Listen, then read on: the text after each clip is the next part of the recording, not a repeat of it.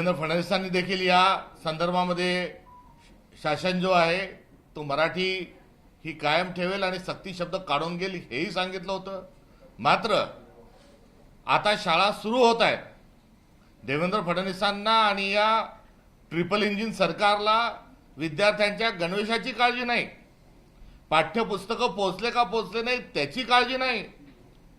खाजगी शाळांमध्ये फी वाढ होत चालली आहे, त्या फी वाढीच्या विरोधात सरकारनं कुठल्याही प्रकारचा निर्णय घेतला नाही। दप्तराच्या ओझ्याच्या संदर्भामध्ये कुठेही संवेदनशील नाही। अहो एवढंच कशाला, शाला बाह्य विद्यार्थी जे आहेत त्या विद्यार्थ्यांची काळजी या सरकारला नाही। मात्र हे सरकार हिंदीच्या अनुषंगानं सक्तीच्या मागे जे लागलंय या हे साधासुद्धा हा भाग नाही, हा यांचा कावा आहे, हा देवेंद्र फडणवीसांचा कावा आहे। आणि हा कावा हा पुन्हा एकदा सिद्ध झालाय आणि सक्तीचं हिंदीचं जे स्वरूप आहे हे त्यांनी तसंच ठेवलंय। आणि या एकंदरीत परिस्थितीत जे संकट महाराष्ट्र धर्मावर, जे संकट मराठी संस्कृतीवर आणि जे संकट मायबोली मराठीवर आलेलं आहे हे आपण सर्व महाराष्ट्रातल्या लोकांनी आणि सर्व नागरिकांनी हे हाणून पाडलं पाहिजे। हे आमचं नव्यानं आजच्या पत्रकार परिषदेच्या अनुषंगानं आव्हान आहे आणि हे अनुरोधाच्या स्वरूपात असणारं आव्हान आहे की कुठल्याही परिस्थितीत सरकारला हा निर्णय हा रद्द करण्याच्या आणि सक्ती हा शब्द काढून टाकण्याच्या अनुषंगानं आम्ही प्रयत्नांची पराकाष्ठा करणार आहोत। यापूर्वी अनेक आंदोलनं केली आहेत। आम्ही जय हिंद जे अभियान आहे ते राबवलं, राहुलजींच्या एकंदरीत भूमिकेच्या अनुषंगानं तिथे आमचं आंदोलन आहे, शेतकऱ्यांच्या प्रश्नांच्या अनुषंगाने आम्ही आंदोलन करणार आहोत। आणि हा जो निर्णय आहे, मराठी भाषेवर आलेलं जे संकट आहे या निर्णयाच्या अनुषंगानं देखील आमची आंदोलनात्मक भूमिका ही राहणार आहे। देवेंद्र फडणवीसांचा जो हट्ट आहे हा हट्ट त्यांच्या कारस्थानाचा भाग आहे, कारण भारत हे संविधानाच्या अनुषंगानं त्याचं संचालन आणि नेतृत्व असलं पाहिजे। संविधानाला न मानणारा जो विचार आहे हा भारतीय जनता पार्टीचा विचार आहे। मग ते संविधानाला मानत नाहीत। संविधान काय सांगतं तर विविधता में ही एकता भारत की विशेषता, त्यामुळे वैविध्यता असली पाहिजे, सर्व मातृभाषांचा सर्व भाषांचा आदर असला पाहिजे आणि या सर्व भाषांच्या आदराच्या अनुषंगानं विविधतेच्या अनुषंगानं भारताचं संविधान हे नटलेलं आहे, थटलेलं आहे आणि या सर्व ज्या प्रवाह आहेत आणि हा सर्व जो विचार आहे हा भारताच्या संविधानाचा विचार आहे, हा भारतीय संस्कृतीचा विचार आहे। शेवटी काँग्रेस पक्षाचा आमचा दावा काय की काँग्रेसचा डीएनए आणि भारताचा डीएनए एक आहे, ही आमची असणारी भावना आणि भूमिका आणि एकंदरीत आमचं हे आचार विचार व्यवहार आणि आमचा जो उच्चार आणि वर्तन जे त्या अनुषंगाने आहे। मात्र भाजप हे संविधानाला मानत नाही। भाजप हे विविधतेत एकता हे सूत्र त्यांना अमान्य आहे आणि हे सूत्र त्यांना अमान्य असल्यामुळे आणि बंच ऑफ थॉट नावाचं गोळवलकर गुरुजींचं जे पुस्तक आहे हे यांच्यासाठी बायबल आहे। बंच ऑफ थॉट गोळवलकर गुरुजींचं लिहिलेलं पुस्तक हे भारतीय जनता पक्षाचं संविधान आहे आणि त्यांचा जो थॉट आहे, त्यांचा जो आयडिया ऑफ इंडिया आहे आणि त्यांचं जे संविधान आहे ते सांगतं हिंदी, हिंदू आणि हिंदू राष्ट्र। जेव्हा ते हिंदू राष्ट्र, हिंदू आणि हिंदी यांची सांगड घालतात तेव्हा माझाच त्यांना प्रतिप्रश्न आहे की मग ज्ञानेश्वर माऊलींचं ज्ञानेश्वरी हे कशात आहे, हे कोणत्या धर्माच्या आणि कोणत्या संस्कृतीच्या अनुषंगाने आहे? पसायदान नावाचं एवढं पावन दान, जो जे वांछिल तो ते लाहो प्राणी जातं, ही मराठी भाषेतलं मायबोली मराठी भाषेतला जो आमची प्रार्थना आहे तिचा हिंदुत्वाशी संबंध नाही का? तुकारामांच्या गाथांचा हिंदुत्वाशी संबंध नाही का? एवढंच कशाला तर छत्रपती शिवाजी महाराजांची राजमुद्रा जी आहे ती मराठीत आहे की प्रतिपदेचा चंद्र जसा वाढत वाढत जाईल तशी आमच्या शिवाजी महाराजांची कीर्ती वाढत वाढत जाओ, ही राजमुद्राही त्यांना हिंदुत्वाशी त्याची सांगड घालायची नाही का? त्यामुळे हा हिंदीच्या संदर्भातला आणि मराठीच्या विरोधातला देवेंद्र फडणवीसांचा जो काही निर्णय आहे हा निर्णय थेट हिंदवी स्वराज्य, छत्रपती शिवाजी महाराजांचं हिंदवी स्वराज्य विरुद्ध हिंदू राष्ट्र हा एक नवीन जो वाद आपल्या सगळ्यांच्या समोर आलाय, यामध्ये हिंदवी स्वराज्याच्या बाजूला आम्ही उभे राहणार आहे। एरवी भाजप हा भारत पाकिस्तान, हिंदू मुस्लिम जाती जातीचे भांडणं लावण्याकरता हा मोठा प्रसिद्ध आहे आणि हा या प्रवर्गातला वाद नाही, तर हा जो नव्याने जो निर्माण झालेला जो वाद आहे हा हिंदवी स्वराज्य विरुद्ध भारतीय जनता पक्षाचं हिंदुत्व हा असा वाद आहे. आणि हे शिवाजी महाराजांचं जे हिंदवी स्वराज्य आहे हे आम्हाला शिरसावंद आहे आणि या निर्णयाचा कडेलोट झाला पाहिजे ही आमची असणारी या शासन निर्णयाच्या अनुषंगानं आमची भूमिका आहे. त्यामुळे मागे जेव्हा हा मूळ शासन निर्णय काढला होता त्या शासन निर्णयाला मी कडकडून विरोध केला होता. आणि मराठी आमची अस्मिता आहे, मराठी हा महाराष्ट्र धर्माचा बाणा आहे आणि मराठी ही संस्कृती आहे. आणि मिठू पाहण्याचं कारस्थान देवेंद्र फडणवीस करत आहेत. एकीकडे सक्तीची हिंदी करून हा राष्ट्रीय स्वयंसेवक संघाचा जो अजेंडा आहे आणि आयडिया ऑफ इंडियामध्ये त्यांचं जे असणारं संविधान आहे बंच ऑफ थॉटच्या स्वरूपाच्या माध्यमातून, भारताच्या संविधानाच्या स्वरूपातून नव्हे, त्याला हे पुढे करत आहे. तर दुसरीकडे भांडवलदारांचा जो अजेंडा आहे, भांडवलदारांचा अजेंडा काय, तर मराठी शाळा सरकारी शाळा कमी करायच्या आहेत, हॉस्टेल कमी करायचे आहेत, हॉस्टेलमधले विद्यार्थी संख्या कमी करायची आहेत आणि खाजगी शाळांची संख्या वाढवायची आहे, भांडवलदारांची संस्था वाढवायची आहे, शिक्षण महागडं करायचं आहे. शिक्षणही आता खरेदी करून द्यावं लागणार आहे. मोफत शिक्षणाचा जो विषय आहे, राईट ऑफ एज्युकेशनचा जो थॉट आहे हा त्यांना बाजूला टाकायचा आहे. एकंदरीत हा एवढा मोठा कावा हा देवेंद्र फडणवीसांनी जो रचलेला आहे हा मराठी माणसाच्या महाराष्ट्राच्या पाठीत खुपसलेला खंजीर आहे. तर माझ्या मायबोली मराठीच्या छातीत खुपसलेला हा सूर आहे. आणि एवढा मोठा घात हा देवेंद्र फडणवीसांनी जो केला त्याकरता त्यांनी माफी मागितली पाहिजे आणि त्यांची ही घोडचूक आहे ती दुरुस्त केली पाहिजे. त्यांनी बोलताना असं म्हटलेलं आहे की तिसरी भाषा हिंदी म्हणून काढलेला आहे, कुठलीही भारतीय भाषा जी आहे ती शिकवता येईल. आणि पुढे असं म्हटलं त्यांनी की आपण एकीकडे इंग्रजी भाषा स्वीकारतोय आणि भारतीय भाषेचा तिरस्कार करतोय, हे योग्य नाही.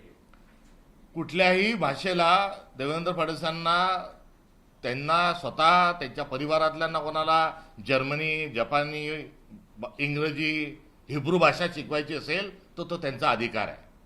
त्यांनी खुशाल हिब्रू भाषा शिकावी, स्वतः शिकवायला सांगावी, त्याच्यात अडचण नाही.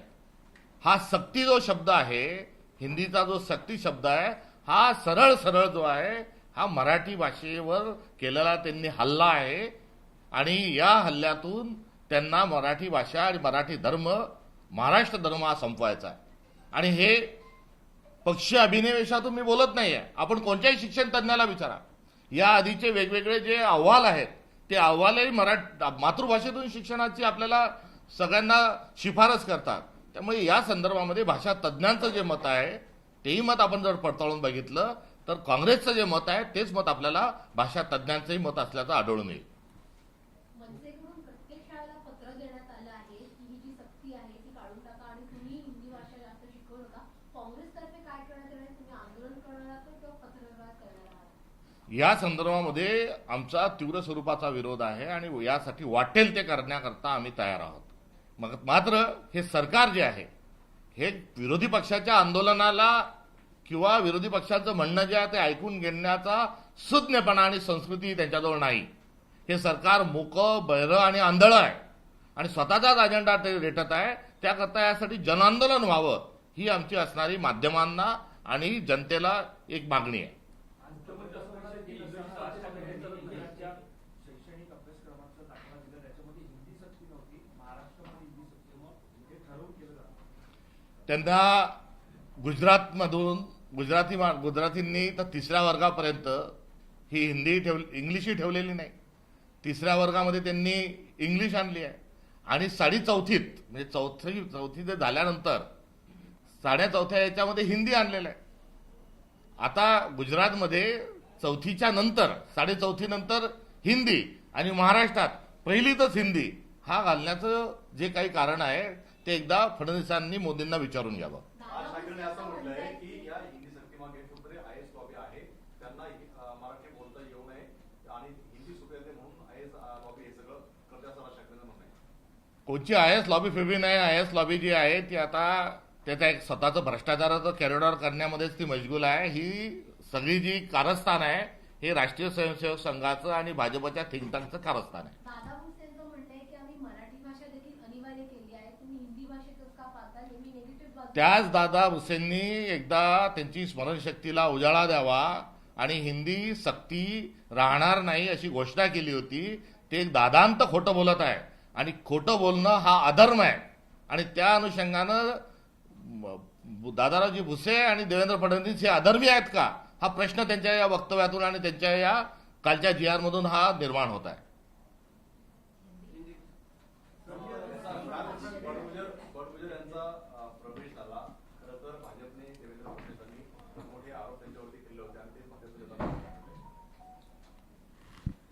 वॉशिंग मशीन याचा जवळचा सहकारी अशा प्रकारचा जो कुत्ता आहे याच्या सोबत त्या ठिकाणी पार्टी करणं, अशा प्रकारचे बॉम्बस्फोटातले आरोपी यांच्यासोबत जर कोणी पार्टी करत असेल तर याचा अर्थ संवेदना मेल्या आहेत. अशा प्रकारचा हा विषय या ठिकाणी आहे.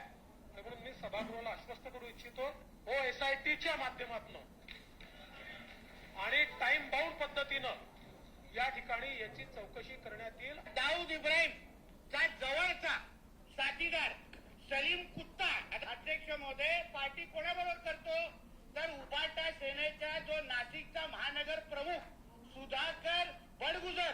नुसतं ह्याला अटक करू नका, ह्याचा पॉलिटिकल गॉडफादर कोण आहे अध्यक्ष महोदय? भारताचा प्रमुख एक नंबरचा शत्रू दाऊद इब्राहिम आणि या दाऊद इब्राहिमचा राईट हँड सलीम कुत्ता हा शार्प शूटर सुधाकर बडगुजर अशा देशद्रोहीच्या सोबत. आणि काय गाणे काय डान्स, तो काय कुत्तावाला कोण आहे?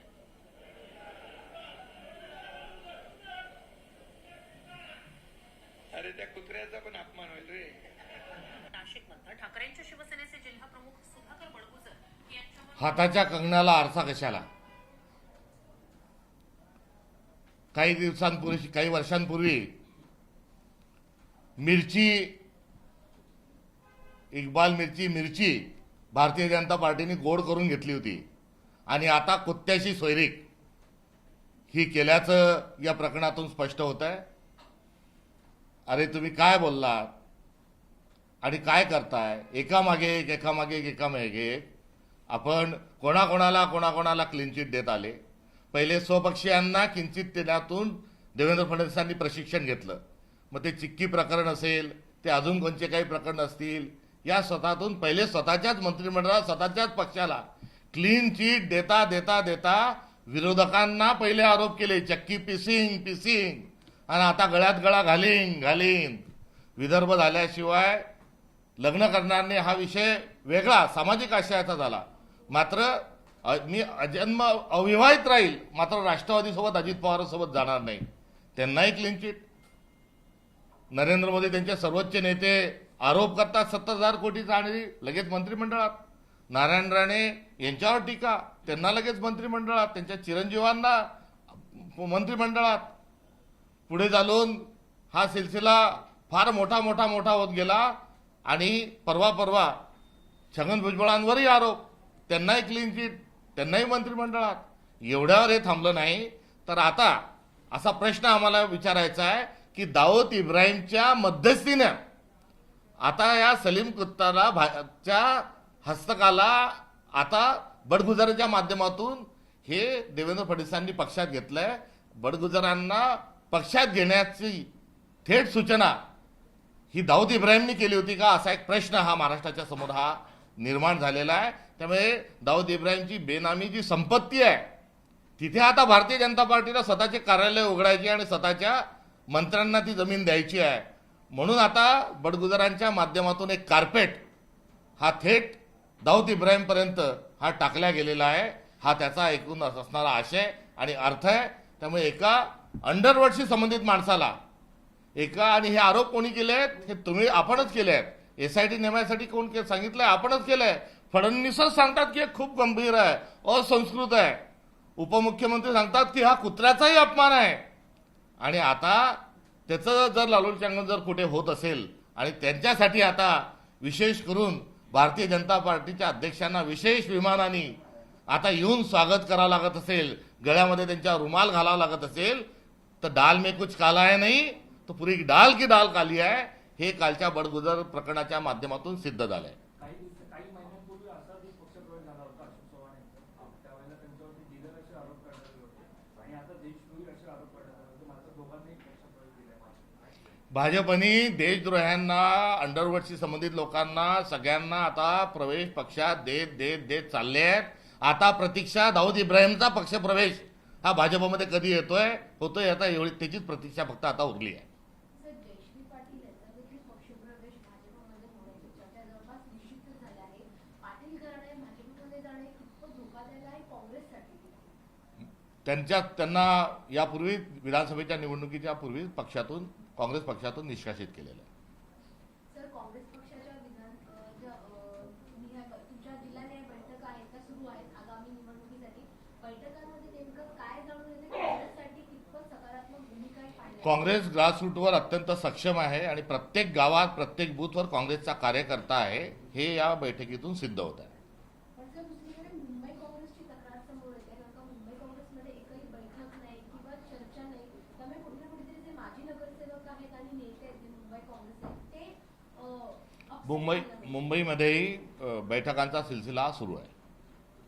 सर, हिंदी में बताइए कि आपने कहा है कि षड्यंत्र है हिंदी को किस तरह से आप सोचते हैं, क्या षड्यंत्र है? और हिंदी भाषा बोली जाती है पूरे. मेरा सवाल कि आरएसएस का कुछ न कुछ एजेंडा चलाया जाता है, तो क्या मानना चाहते हैं? विविधता में एकता ही भारत की विशेषता, ये हमारी संविधान निर्माण के साथ साथ की प्रेरणा है. सभी मातृभाषाओं का आदर है और उसके साथ साथ हिंदी जो है ये सरकारी कारोबार में इस्तेमाल होने वाली भाषा है, इसलिए हिंदी का भी आदर है. और हिंदी को भी 3 लैंग्वेज फार्मूला के तहत पंडित जवाहरलाल जी नेहरू ने हमारे देश में स्थापित किया हुआ है. एक मदर टंग है, एक नेशनल लैंग्वेज के तौर पर हम हिंदी को देखते हैं और अंतर्राष्ट्रीय स्तर पर इंग्लिश है. तो ये 3 लैंग्वेज का जो फार्मूला है पंडित जवाहरलाल नेहरू ने ही इसको इंट्रोड्यूस किया था और इसकी कोई आपत्ति नहीं और इसका स्वागत ही है. और इसके तहत ही हम पिछले 75 साल हमारा देश चला हुआ है कि जिसका नतीजा है कि हिंदी जो है वो आमतौर पर पूरे भारत में बोली जाती है और हिंदी भी एक अच्छा माध्यम है. और हिंदी भाषा भी जो है वो हिंदी भाषा भी एक बहुत प्यारी भाषा है. मगर हिंदी भाषा प्यारी होने के साथ साथ और उसका स्वागत के साथ साथ जो हर मातृभाषा विशेष तौर पर जो मराठी जो है उस मराठी का भी संवर्धन और संरक्षण बहुत जरूरी है. सभी शिक्षण तज्ञों ने और लैंग्विस्टिक जो एक अध्ययन है उसमें सबने बताया कि मातृभाषा जो है वो मातृभाषा बेहद जरूरी है और शिक्षा जो है और खास तौर पर प्राथमिक जो शिक्षा है ये मातृभाषा में ही होना चाहिए और इसमें कोई अन्य भाषाओं को देना गलत है. और हमारे बहुत सारे जो आजादी के पश्चात जो शिक्षा को लेकर जो अध्ययन हुए हैं, जो आयोग का गठन किया था, उस आयोगों ने भी कहा था कि कम से कम भाषा ये प्राथमिक शिक्षा में दी जाए, उसको सर्व किया जाए. तो जितनी कम भाषा प्राथमिक शिक्षा में रहेगी उतना आशय ज्ञान जो है वो जबरदस्त होगा. तो साइंस भी क्या कहता है, शिक्षण जो तज्ञ है वो भी क्या कहते हैं कि ज्यादा भाषा परोसी न जाए. और ऐसे स्थिति में यदि हिंदी का अग्र और सख्ती के साथ, मैं फिर से कह रहा हूं कि सख्ती के साथ जो हिंदी को जो लादा जा रहा है वो अनसाइंटिफिक है, इरेशनल है और अविवेकी है. और ये इसका सारा जो नतीजा है ना तो उसमें कोई हिंदी का फायदा होगा और नुकसान जाहिर सी बात है कि उसमें नुकसान ये मराठी का होगा. मराठी केवल एक भाषा नहीं है, तो मराठी एक संस्कृति है. महाराष्ट्र धर्म एक सभ्यता है और ये केवल भाषा के साथ नहीं तो एक क्लासिकल भाषा का दर्जा देने से कुछ नहीं होगा. वो तो अच्छी बात है, उसका स्वागत करते हैं, मगर उसके साथ आप उसके जतन के लिए भी, उसका संवर्धन के लिए भी कोशिश मराठी के लिए होना चाहिए, जो इस नतीजे से साफ तौर पर ये नहीं हो पा रहा है. और ये जो एजेंडा है विविधता में एकता भारत की विशेषता, ये हमारा संविधान कहता है, हमारा जो डीएनए है उसमें ये सारी चीजें. हमने सब भारत की आजादी का निर्माण जब किया तो सभी वर्ग और सभी भाषा को लेकर आगे जाने का तय किया, मगर भारत के संविधान के खिलाफ भारतीय जनता पार्टी रही है. और भारतीय जनता पार्टी का जो विश्वास है वो बंच ऑफ थॉट, ये गोलवलकर गुरुजी ने लिखा हुआ जो किताब है वो उनके लिए बाइबल है, वो उनके लिए संविधान है. और उनकी थ्योरी है हिंदी, हिंदू और हिंदू राष्ट्र. और हिंदू राष्ट्र की और हिंदुत्व की जो उनकी व्याख्या है वो मराठी और महाराष्ट्रीयन होने के नाते और भारतीय नागरिक होने के नाते आपत्तिजनक है. क्योंकि हमारे शिवाजी महाराज की जो पूरा उनका जो राजमुद्रा है वो मराठी में है। ज्ञानेश्वर महाराज ने जो गीता, जो संस्कृत की गीता थी, उसको मराठी में ट्रांसलेट किया है। वो हमारे लिए बहुत आदरणीय और वंदनीय है।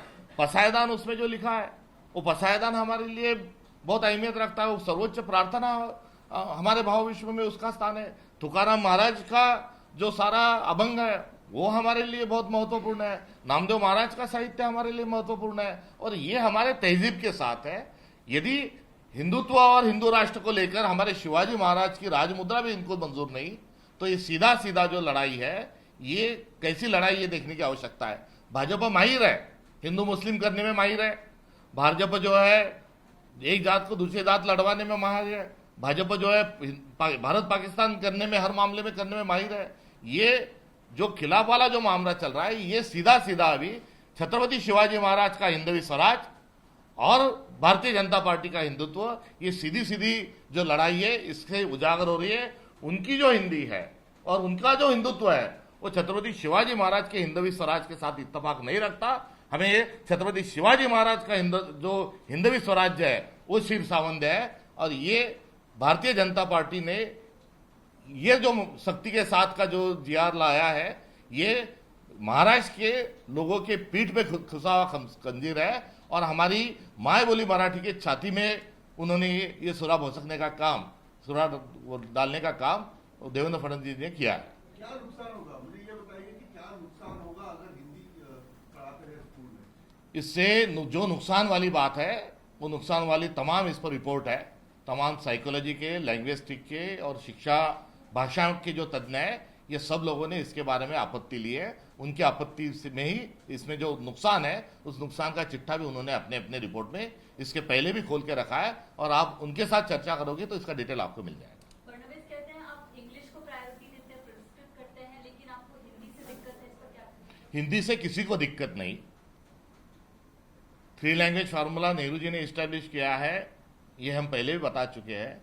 ये भारत पाकिस्तान करने की जैसा मामला है, वैसे ये मराठी इंग्लिश, मराठी हिंदी या और कोई भाषा के साथ इसका कोई संबंध जो है वो गलत है। देवेंद्र फडणवीस जी को हिब्रू भाषा सीखना है तो जरूर वो सीख सकते हैं। जर्मनी सीखना है या और कोई जापानीज सीखना है तो उनका उसमें स्वागत है, उसमें कोई आपत्ति नहीं। भाषा किसको क्या सीखना है, ये जिसका उसका ये जिसकी उसकी ये उसका उसके सामने का विकल्प है और ये विकल्प खुला है।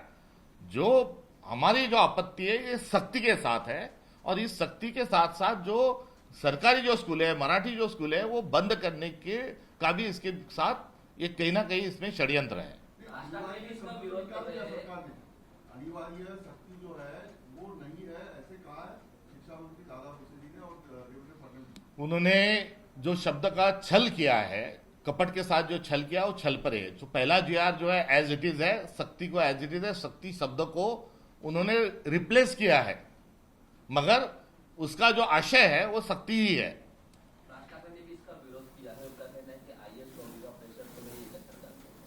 इसमें आईएएस लॉबी तो अभी मशगूल है, सरकार के साथ मिलकर करप्शन के लिए कॉरिडोर बनाने में वो मशगूल है। इसमें जो सीधा जो दबाव है और षड्यंत्र जो है, ये आरएसएस का, भारतीय जनता पार्टी का और बंच ऑफ थॉट किताब का षड्यंत्र इससे झलकता है। तो आप कह रहे हैं भाजपा जो हिंदी लागू करना चाहती है वो आरएसएस की हिंदी है? वो नीति आरएसएस की है। अच्छा, गुजरात में राज ठाकरे ने ये भी कहा कि गुजरात में क्यों नहीं हिंदी को लागू किया जाता है, महाराष्ट्र में क्यों किया जा रहा है, जबकि दोनों जगह बीजेपी की सरकार है। देवेंद्र फडणवीस जी ने एक बार ये सवाल का जवाब जो है मोदी जी से पूछना चाहिए, क्योंकि गुजराती तीसरी तक गुजराती है, तीसरी में फिर वो अंग्रेजी लाते हैं और 4.5 में वो हिंदी को इंट्रोड्यूस करते हैं। तो वो एक तरफ वो जिनको बॉस कहते हैं, जिनको आका कहते हैं, उनके स्टेट का एक है और इनके स्टेट का दूसरा जो नीति है, उसकी नीति में उन्होंने उनसे राय करना ठीक रहेगा। राज ठाकरे जो है मुख्याध्यापकों को पत्र लिख रहे हैं और ये क्लियर कर रहे हैं कि आप ना पढ़ाएं इस हिंदी भाषा को, अगर आप पढ़ाते हैं तो फिर हम अपने तरीके से लिखेंगे। उन पर महाराष्ट्र द्रोह का आरोप लगाते हैं अगर वो हिंदी पढ़ाते हैं तो। मुख्याध्यापक की बात है, इस तरीके से राज ठाकरे कदम आगे बढ़ा रहे हैं। आप सिर्फ उसके बारे में उसमें अन्य सभी लोगों का अपना अपनी उस पर राय हो सकती है। मुझे किसी के पर कोई टिप्पणी करने का कोई कारण नहीं। जो भारतीय जनता पार्टी की जो नीति है और वो नीति महाराष्ट्र के खिलाफ में है, संविधान के खिलाफ में है, इतना ही नहीं, ये हिंदी के भी खिलाफ में है। हम उसकी निंदा करते हैं और ये इसको लेकर हम कड़ी हमारी आपत्ति है। नहीं, आपत्ति को आप किस तरीके से आगे लेके जाएंगे? सवाल ले जाएंगे बिल्कुल, लोगों लेके आपत्ति होना ही गणतंत्र में बहुत बड़ी बात होती है। और हमारी जो आपत्ति है राजनीतिक नहीं है, ये विवेक को लेकर है, पूरे तमाम महाराष्ट्र को लेकर है, विज्ञान को लेकर है, शिक्षा नीति को लेकर है। अच्छा, आपको लगता है कि ये पिछले 3 साल से तो लगातार जो हम आईएपी की सरकार है, अब चूंकि बीएमसी के चुनाव हैं, क्या उसको ध्यान में रखते हुए ये वोट बैंक का बंटवारा हो, उसके लिए तो नहीं किया गया? उनकी हर चाल में एक साजिश होती है और इस साजिश का भी उसमें अंदेशा हो सकता है। सुधाकर बड़गुजर का जो रिश्ता है वो सलीम कुत्ता से है और आज उसी के साथ वो दोस्ती कर रहे हैं। और सलीम कुत्ता जो है वो दाऊद इब्राहिम का सहयोगी है, ये देवेंद्र फडणवीस का और भाजपा का ही मानना है। तो उनको बड़गुजर को लेना, ये दाऊद इब्राहिम ने भेजा हुआ पैगाम भाजपा को हो सकता है। पहले कोई मिर्ची जो था वो मिर्ची इन्होंने मीठी कर ली थी और आज कुत्ते के साथ जो रिश्ता बना लिया है, इसमें भारतीय जनता पार्टी का जो क्लीन चिट का जो सफर है उस सफर भी इसमें से झलकता है। अब केवल दाऊद इब्राहिम को भारतीय जनता पार्टी अपने दल में कब लेने वाली है, यही सवाल एक बचता है और इस सवाल का जवाब भारतीय जनता पार्टी ने देना चाहिए। थँक्यू। सरते शेवटी एवढंच म्हणतो की जे खळांची व्यंकटी सांडो तया सत्कर्मी रती वाढो, भूता परस्पर जडो मैत्र जीवा, सुबुद्धी दे दयागणा आणि ही सक्तीचा निर्णय वापस घेण्याची सुबुद्धी दे दयागणा।